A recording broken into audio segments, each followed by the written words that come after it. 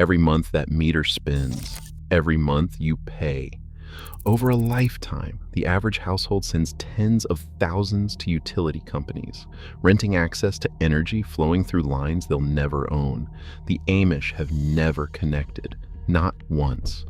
Beneath your feet right now, a copper rod and a zinc rod buried in damp soil produce roughly 1 volt of electricity, silently and indefinitely, for about $5. It is measurable. It is reproducible. In a growing number of municipalities, building one without grid connection violates the legal conditions of occupancy. The reason you've never heard of this has nothing to do with the science. A spinning meter on the side of the house is more than a tally of kilowatt hours. It is a contract renewed every 30 days that says you never truly own the flow of energy lighting your rooms or powering your stove. The meter's slow, relentless turn has become the most ordinary sight in modern life. So ordinary that its meaning is almost invisible. Each month, the bill arrives. Each month, you pay for the right to keep the meter moving. The sum, over decades, is staggering. Tens of thousands surrendered to utility companies, not for the wires in your walls, but for the permission to use them. The house is yours, but the current is always on loan. This system was not designed for autonomy. Instead, it creates a form of economic dependency that is easy to overlook. The meter is a silent landlord, extracting rent for something that could, in theory, belong to anyone with a patch of earth and a few scraps of metal. The logic of the grid is not just about safety or convenience. It is about control. The meter enforces a boundary between what you might generate for yourself and what you are allowed to use. It measures not only consumption, but obedience to a system that ties every home, farm, and apartment to a central authority. In the background, the grid hums with its own priorities. Outages, rate hikes, and remote shutoffs are all reminders that the power in your home is never fully yours. The meter's numbers are a monthly reminder of that bargain. Even as new technologies promise freedom, solar panels, battery banks, smart inverters, the pattern remains. Pay to connect, pay to stay connected, pay when the rules change. The meter keeps spinning and the bill keeps coming, as steady as the seasons. In this world, energy independence is not a technical problem to solve, but a question of who gets to decide when the lights stay on. A copper rod and a zinc rod pushed into damp earth begin to speak a silent language of electrons. This is not magic, but chemistry, an old trick, older than the grid, older than the spinning meter. In laboratory tests, a single copper and zinc pair buried in ordinary loam, with about 22% water content, produces a measurable voltage. The open circuit reading settles between 0.95 and 1.08 volts, depending on the soil's moisture and mineral mix. The current is modest, ranging from a few hundred microamps up to 1 milliamp in the best conditions, but it is real, steady, and continuous as long as the earth stays moist and the metals remain exposed. The physics is simple. Zinc wants to give up electrons, copper wants to take them, and the soil's dissolved salts let those electrons flow. The process is called a galvanic cell, and the output is direct current. No moving parts, no combustion, no noise. The term for natural ground currents is telluric, a word that hints at something planetary, but the voltages measured here are local and tangible. In controlled experiments, researchers use precise meters and standardized soil samples to map the relationship between electrode area spacing and output. Short-circuit current rises as the plates are brought closer, or the soil is made wetter, sometimes reaching over 1 milliamp for hand-sized electrodes in saturated loam. When the soil dries, the voltage sags and the current drops, but never to zero unless the earth itself is baked to dust. One independent physicist, after months of bench tests, put it plainly: the numbers are boringly consistent.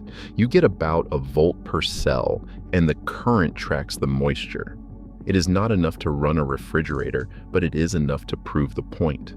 The data loggers hum quietly in the background, recording each microamp. There is no bill, no meter to spin, no contract to sign.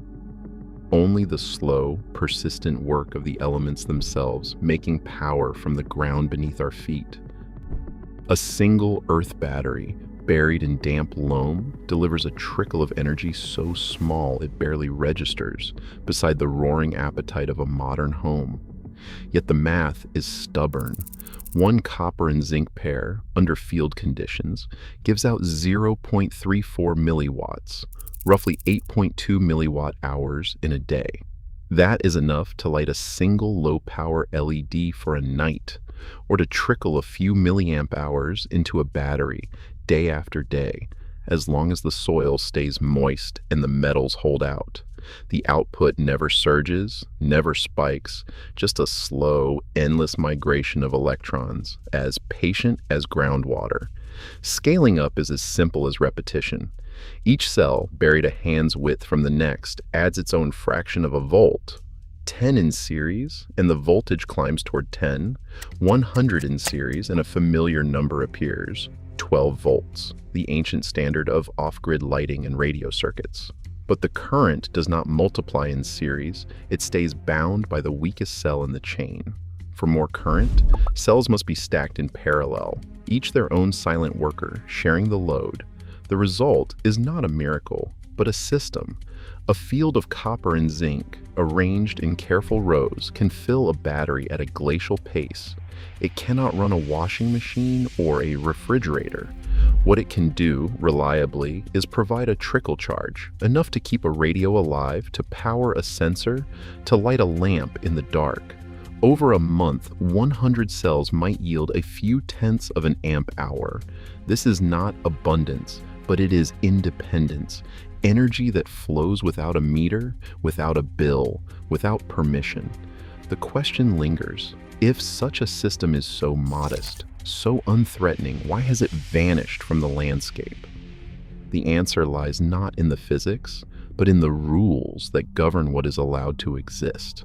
The Earth battery's slow, stubborn autonomy stands apart from the logic of the grid, a logic that measures worth in kilowatts and compliance in monthly payments.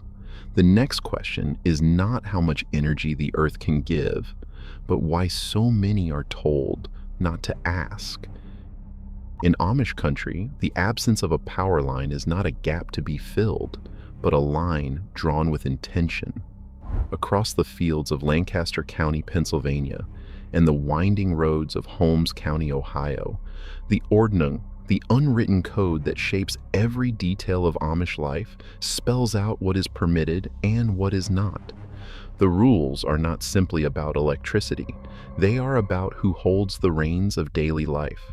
Donald B. Craybill, who has spent decades studying these communities, describes the Autonomy as a living agreement, enforced by consensus and adapted to the needs of each settlement.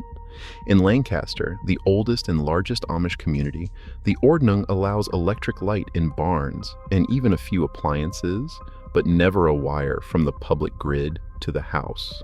In Holmes County, the rules are tighter for some, looser for others. The Swartz and Truber Amish, for instance, keep their homes lit by kerosene lamps and their fields plowed by horse and muscle. In Indiana's Elkhart-LaGrange region, one district might permit a solar panel on a shed, while the next forbids even a battery-powered radio. Kelowna, Iowa, stands somewhere in between. Propane stoves are fine, but electric lighting is rare. The spectrum is wide, but the principle is steady.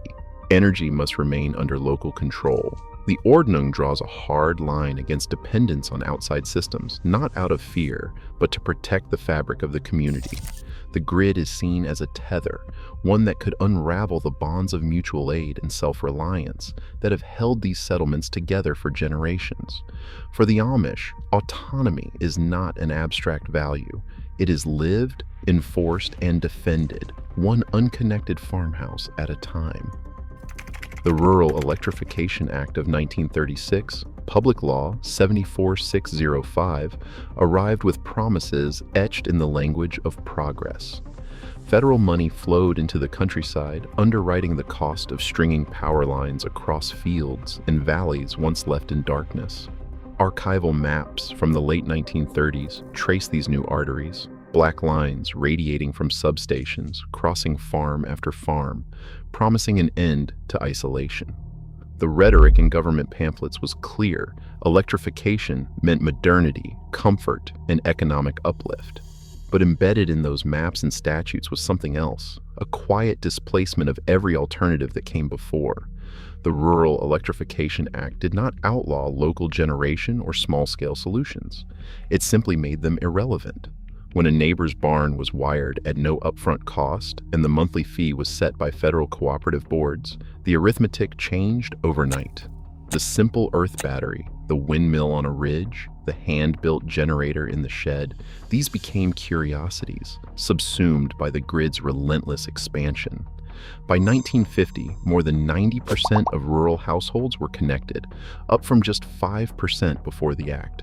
The grid's reach was not only physical, but contractual.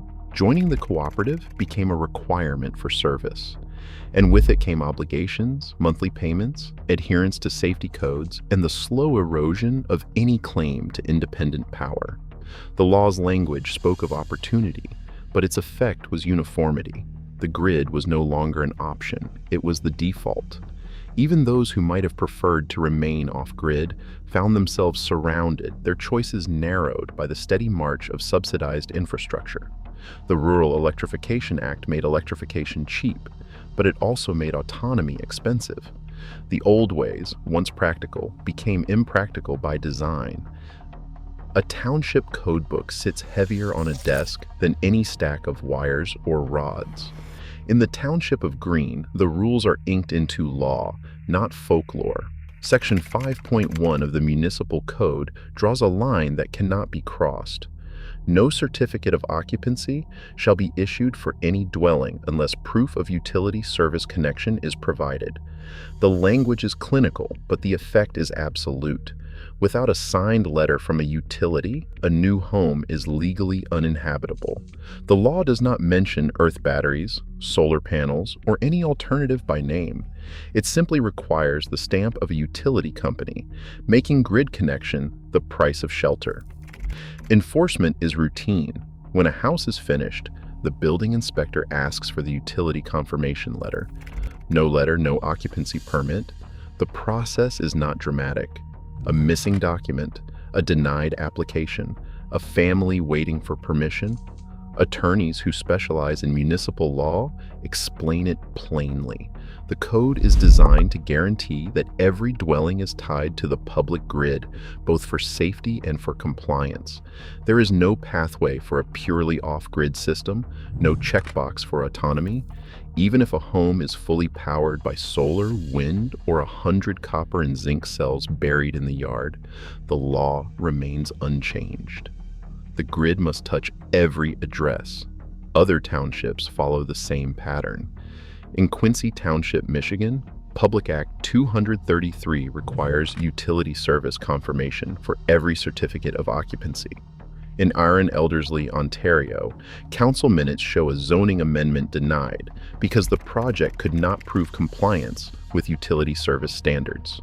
The mechanism is always the same. It ties the right to live in a house to the presence of a meter and a bill. The codes do not ban earth batteries outright.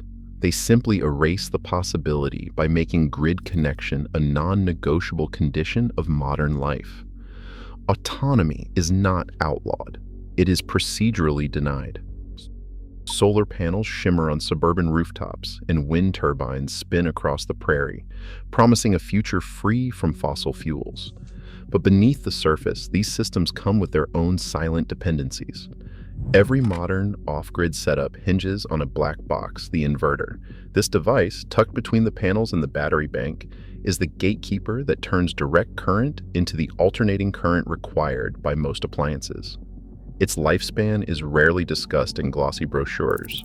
Industry data shows that most inverters last between 10 and 15 years, with failure rates climbing sharply after a decade.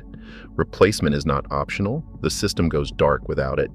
Over a typical 25-year solar array life, owners must pay for at least one, sometimes two, new inverters. That is $200 to $400 per kilowatt, an expense that arrives whether the sun shines or not. The story of supply does not end with the inverter. Rare earth elements, neodymium, gallium, and indium, are mined, refined, and shipped across oceans to fill the guts of generators and power electronics. The United States Geological Survey traces 80% of global neodymium production to China, a single point of failure for the world's wind and solar ambitions. When a component fails, repair means waiting for a global supply chain to deliver. The promise of green energy is real, but so is the new dependency it creates, a swap of one master for another, measured not in monthly bills, but in replacement cycles and import quotas. For those seeking autonomy, the question is not only what powers the lights, but who controls the switch when the system breaks. In the quiet corners of university libraries, the story of Earth batteries is mostly footnotes and forgotten patent filings. Electrical engineering, as taught in the decades after World War II, turned its gaze toward megawatts and transmission towers, leaving the study of ambient ground currents to the margins.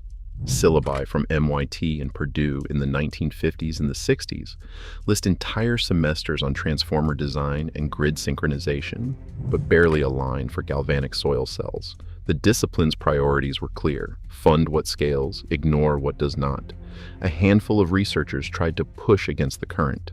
In 1978, U.S. Patent 4,090,091 described a geobattery, an array of buried copper and zinc rods meant to harvest the slow trickle of ground electricity.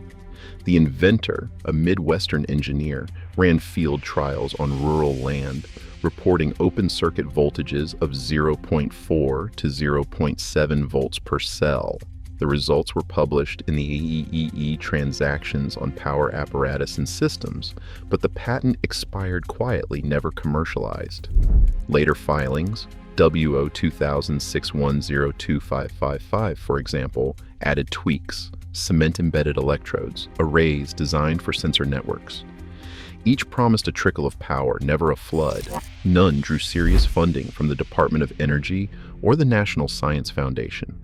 Peer-reviewed studies on geobatteries appear sporadically, often in journals focused on corrosion or soil science, rather than mainstream power engineering.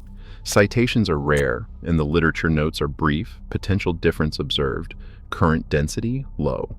The academic establishment, driven by grants for high-capacity renewables and grid stability, left this line of inquiry to hobbyists and off-grid tinkerers. The official story became one of progress: solar panels, wind farms, lithium batteries, while the simple, silent autonomy of the Earth battery was quietly written out of the curriculum. A buried copper-zinc cell does not care if the grid is up or down. There is no microchip to fail, no firmware to hack, no wireless signal to intercept. In a world where every smart meter and inverter is a potential entry point for cyber attack, the Earth battery sits below the radar, literally and figuratively. Its only interface is the soil. Its only logic is chemistry. The circuit is so simple that nothing in it can be reprogrammed or remotely disabled. A $1,000 firewall cannot protect a rooftop inverter from a compromised update, but a copper rod in damp earth has no update to receive. Consider the sensor networks that dot the edges of civilization: pipeline monitors, wildlife cameras, weather stations in forgotten fields. Most rely on batteries or solar panels, each with their own vulnerabilities: theft, lightning, the slow decay of silicon and lithium.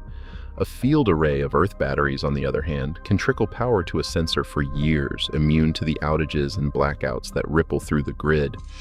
If a storm or a cyber attack takes down the utility, the buried circuit keeps working, as indifferent to human events as the soil itself. Attack surface: 0. No network port, no default password, no supply chain to trace. The only way to break the circuit is to dig it up.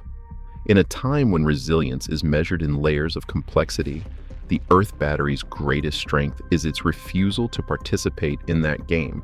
It is not a solution for every load, not a miracle for modern appetites, but it is a fallback that cannot be switched off from a distance. The power is small, but the autonomy is absolute.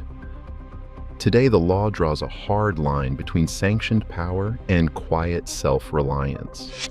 As grids grow more fragile and surveillance deepens, the right to harvest energy from the Earth itself slips further from reach. What was once common sense now carries a penalty. Autonomy, it turns out, is not just a technical question, it is a matter of permission. Let me know your thoughts below.